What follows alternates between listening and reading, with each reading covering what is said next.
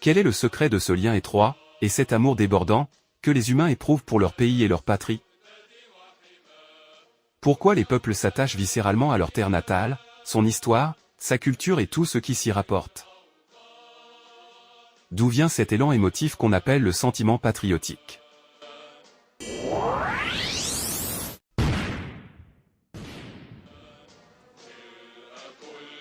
Le sentiment patriotique, c'est le sentiment de confiance en soi de l'individu, qui se projette sur son appartenance nationale.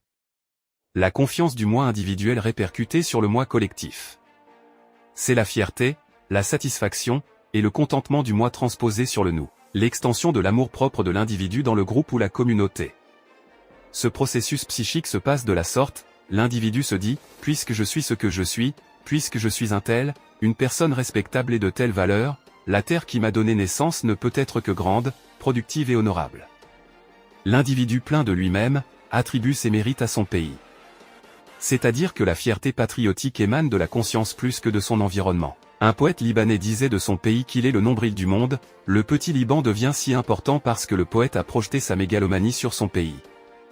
Mais d'où vient cette confiance en soi requise pour éprouver le patriotisme?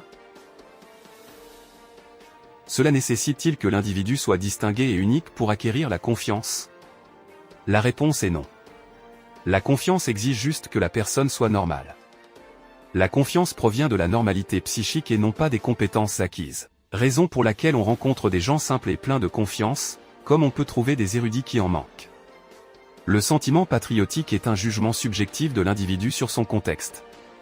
Le fruit de sa normalité et non pas de la grandeur du pays, car on trouve des gens qui ressentent un vif élan patriotique, dans des pays arriérés et sans aucune valeur, et en revanche, on trouve des renégats parmi les grandes nations.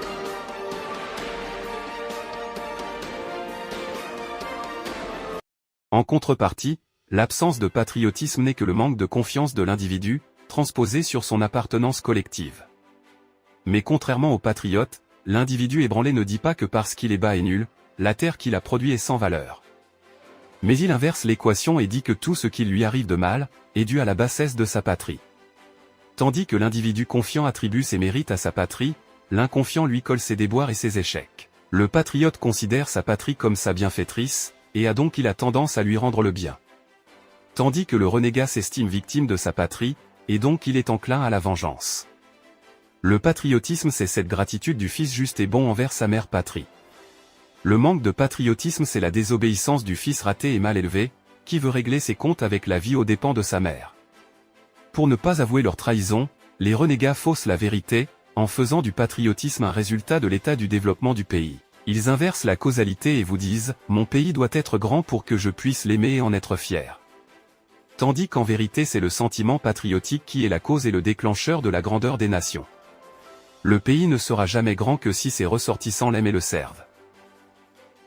Ne demandez pas ce que votre pays peut faire pour vous. Demandez ce que vous pouvez faire pour votre pays. Le sentiment patriotique est la cause unique et l'origine de toutes sortes de renaissances. Tout grand essor d'un pays est conditionné par cet élan patriotique. Ni les grandes richesses, ni les cerveaux les plus éminents ni la volonté politique, ne peuvent réaliser le progrès sans cet enthousiasme patriotique. Des Marocains ne comprennent pas comment dans les années 70 du siècle dernier, il y avait un rayonnement théâtral avec de moindres moyens, tandis que de nos jours la scène théâtrale stagne malgré les moyens et la grande infrastructure. La raison est qu'à cette époque de sortie du colonialisme, les Marocains voulaient forger leur propre identité culturelle, c'était un mouvement de résistance et de libération, et ce sentiment patriotique qui a fléchi par la suite.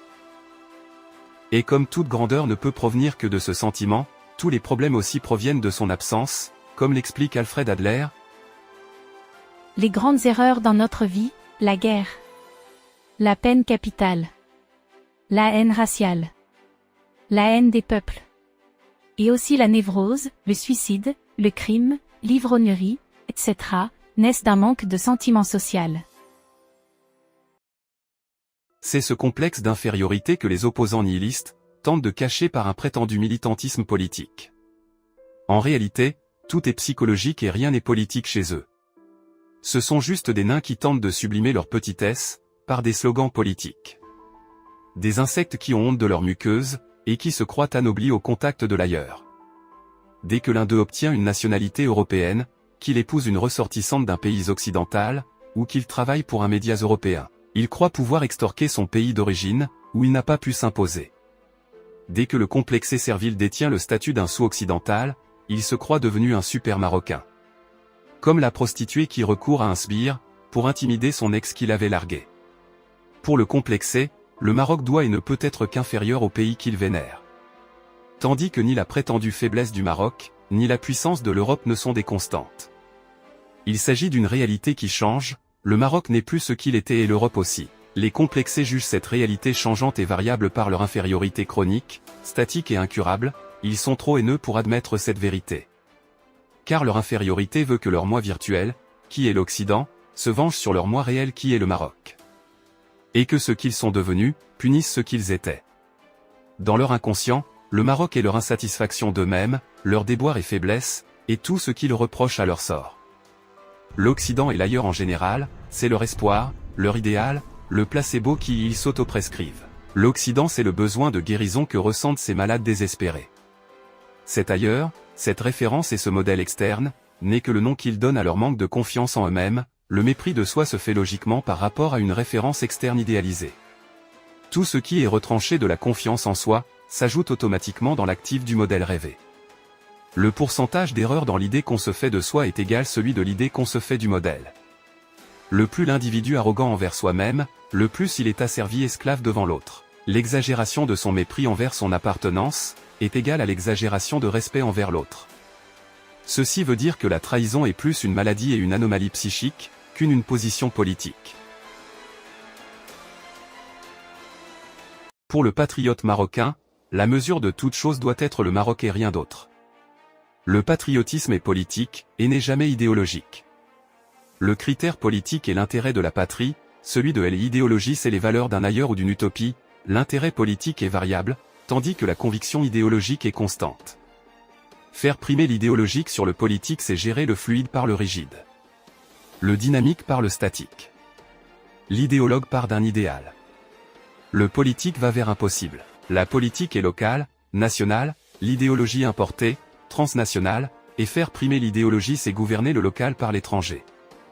Un autoproxénétisme, une gestion déléguée de l'intrinsèque par l'extramuros.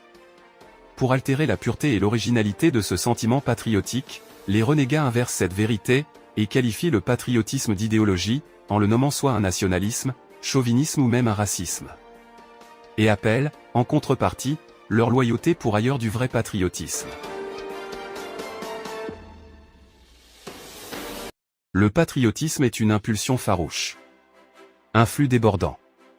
Une émotion écrasante qui ne connaît pas l'objectivité, la dose, la mesure ou le calcul.